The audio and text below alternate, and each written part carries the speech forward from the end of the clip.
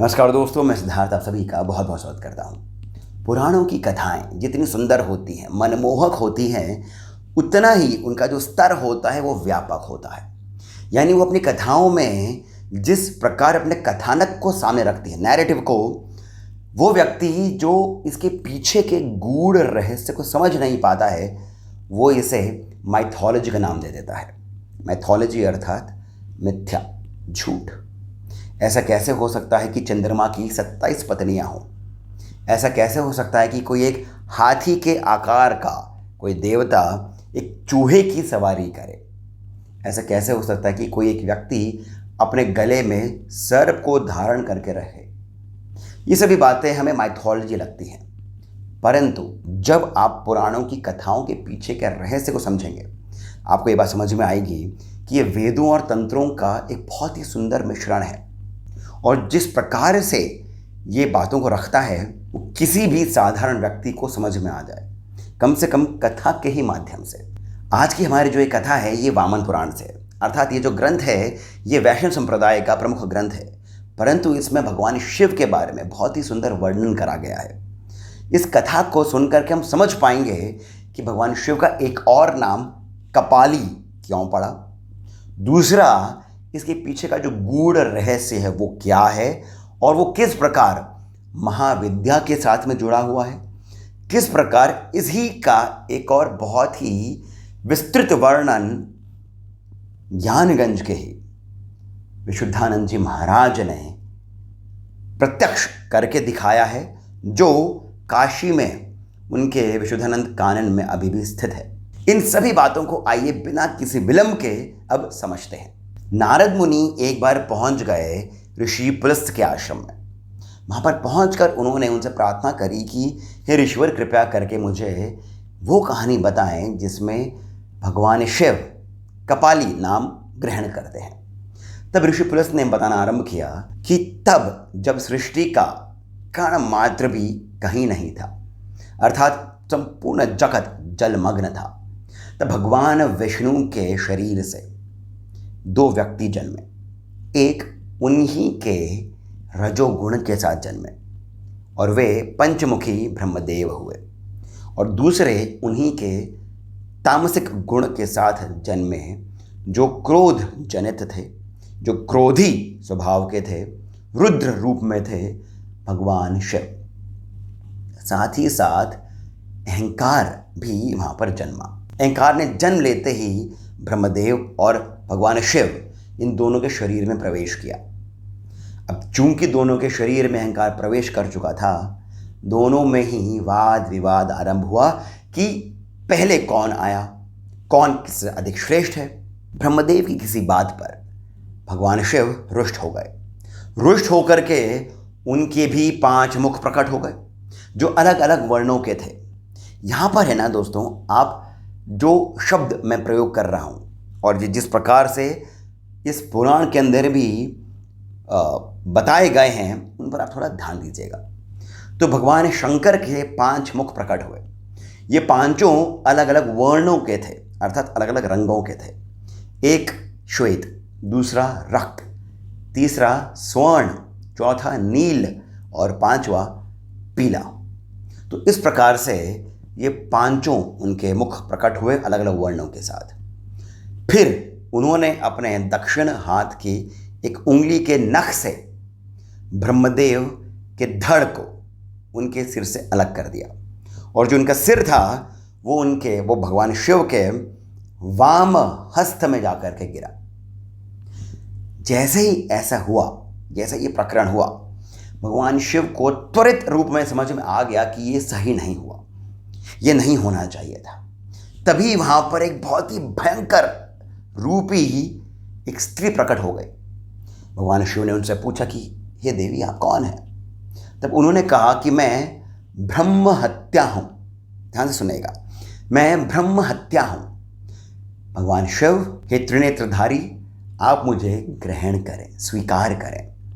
तब भगवान शिव ने बहुत ही विनम्रतापूर्वक ब्रह्म हत्या को ग्रहण किया, जिसके कारण ब्रह्म हत्या उनके शरीर में प्रविष्ट कर गई। फिर भगवान शिव शीघ्र अतिशीघ्र चले बद्रिकाश्रम भगवान नारायण से मिलने।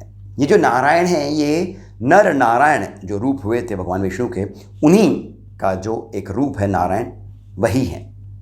भगवान शिव, देखिए हमें यहाँ पर एक और बात समझनी होगी कि शिव या फिर शंकर जो हैं ये सदाशिव महादेव के ही एक रूप हैं जिन्हें एक व्यक्तित्व दिया गया है, यानी इनका एक मानवीकरण करा गया है।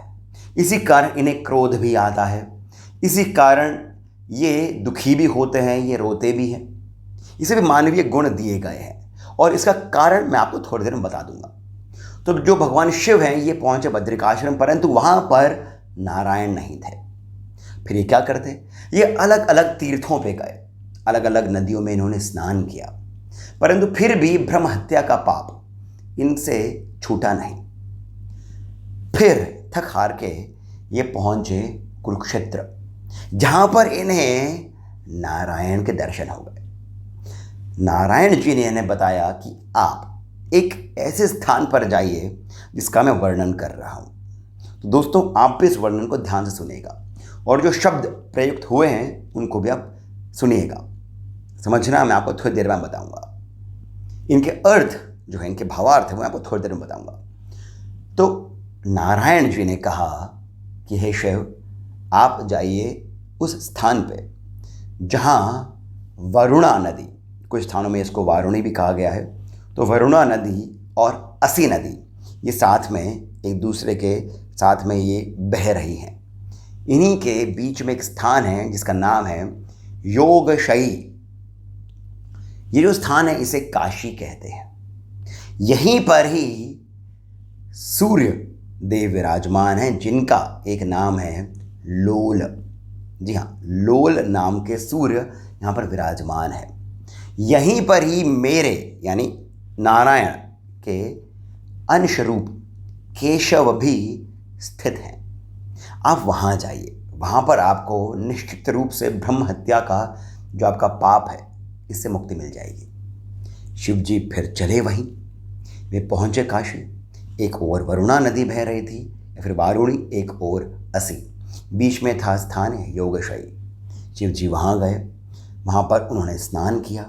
दोस्तों उन्हें वहाँ पर स्नान करने के उपरांत ही ब्रह्म हत्या के दोष से मुक्ति मिल गई, परंतु फिर भी भगवान शिव को शांति नहीं मिली। इसका कारण ये था कि जो सिर ब्रह्मदेव का, वो जो पांचवा मुख था ब्रह्मदेव का, वो गिरा था, वो शिवजी के वाम हाथ में आकर के गिरा था।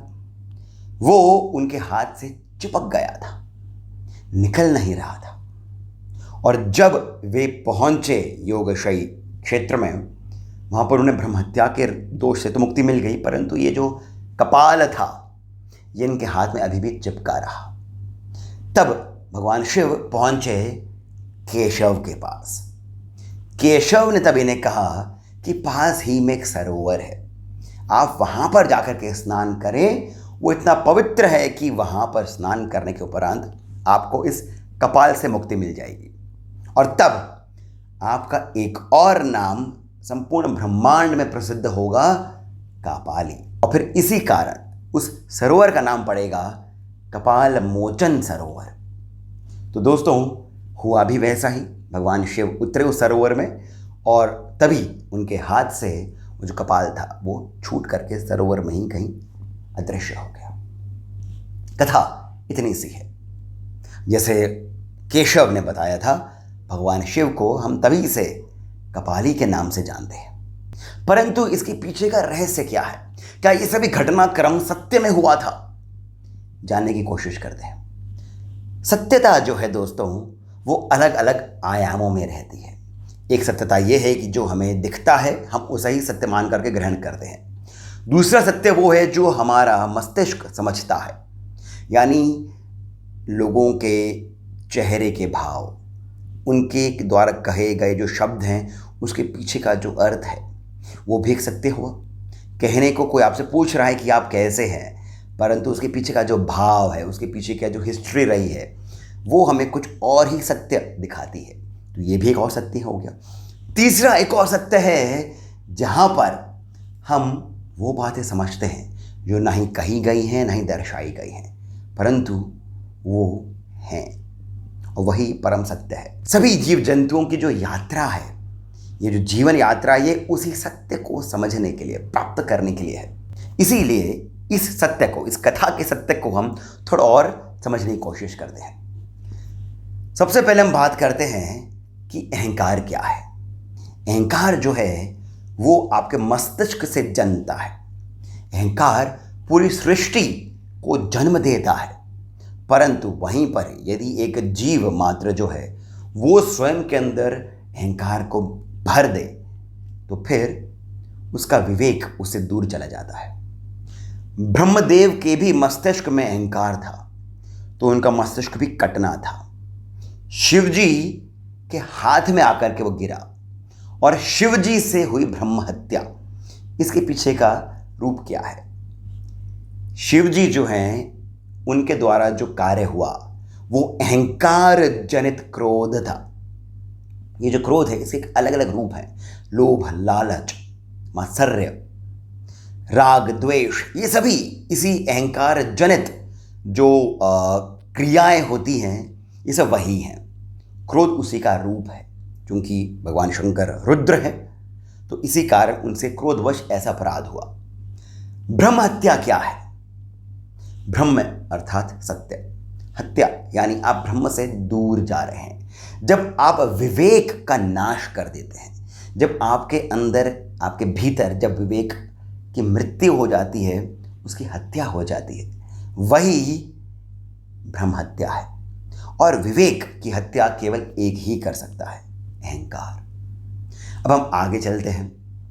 वे पहुंचते हैं उस स्थान पर जिसे कहा गया है योगशयी, और ये जो नदियां हैं ये इसके पैरेलल बह रही हैं। दोस्तों, ये और कुछ नहीं, भगवान शिव का समाधि में जाना है, योग को प्राप्त करना है, अर्थात योग मुद्रा धारण करके, योग समाधि लेकर के अपने उस ब्रह्म हत्या के पाप से अपने आप को मुक्त कराना है। ईड़ा और पिंगला, जो वरुणी हैं वो दक्षिण में बह रही हैं, जो असी हैं वो वाम भाग में बह रही हैं। यानी ईड़ा वाम भाग में और पिंगला दक्षिण भाग में है, और इसी के द्वारा आप योग की साधना को प्रबल करते हैं। तो यहाँ पर भगवान शिव ने योग साधना करी, इससे उनके ब्रह्म हत्या का जो दोष था वो मुक्त हो गया। अर्थात जो अहंकार जनित क्रोध, लोभ, लालच इत्यादि है, वो सब योग के द्वारा हट सकता है। परंतु फिर भी ब्रह्म हत्या के मिट जाने पर भी वो जो कपाल था वो उनके हाथ से नहीं गया। इसका कारण ये है कि वो जो कार्य हुआ था उसका जो सोर्स था वो तो अभी भी उनके भीतर था, अर्थात अहंकार। जब तक ये अहंकार नहीं जाएगा तब तक वो जो कपाल है वो आपके हाथ से नहीं जाएगा। कपाल अर्थात मस्तिष्क, वही जो बात मानता है कि मैं ही सब कुछ हूँ, मैंने ही किया है, किसी की भलाई करी है तो वो मैंने करी है, किसी का अच्छाई करी है तो वो मैंने करी है। आपने जो कार्य किया है वो अच्छा है, परंतु उसके पीछे का जो सोर्स है वहाँ पर अहंकार है। इसी कारण वो पहुँचते हैं केशव के पास, परंतु इससे पहले वो पहुँचते हैं लोल नाम के सूर्य के कुंड में, जहाँ पर वो स्नान करते हैं। लोल का अर्थ होता है स्पंदन, वाइब्रेटिंग, वेवरिंग।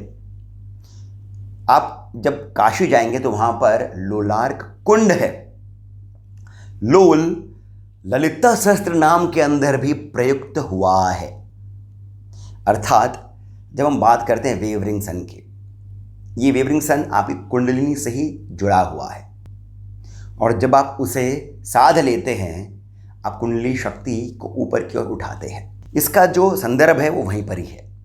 फिर जब ये पहुंचते हैं, जब शिवजी पहुंचते हैं केशव के पास, अब यहाँ पर केशव जो शब्द है उसके अर्थ को समझते हैं। पुराणों में केशव के विभिन्न अर्थ दिए हुए हैं। ब्रह्मवैवर्त पुराण इत्यादि में यह आता है कि चूंकि श्री कृष्ण ने बाल्यकाल में केशी नाम के एक दैत्य को मारा था, उनका नाम पड़ गया था केशव। जब हम भागवत पढ़ते हैं तब हम समझ में आता है कि केशव का अर्थ होता है लंबे घुंघराले बालों वाला कोई, तो वो केशव है। जिसके सुंदर बाल हैं, लंबे बाल हैं। एक और पुराण में यह आता है कि केशव, ये जो शब्द है इसमें क जो है वो ब्रह्म देव को बताता है, श जो है वो शिवजी के बारे में बताता है। अर्थात केशव जो हैं वे परब्रह्म हैं, उन्हीं से शिव और ब्रह्म यही दोनों निकले, तो यहीं से केशव नाम आया। परंतु जब हम आते हैं तंत्र में, कुब्जिका तंत्र में, तब वहाँ पर केशव जो है वो 21 जो चक्र हैं, हमने 7 चक्रों के बारे में सुना होगा, ये 7 चक्र हमारे शरीर के भीतर हैं।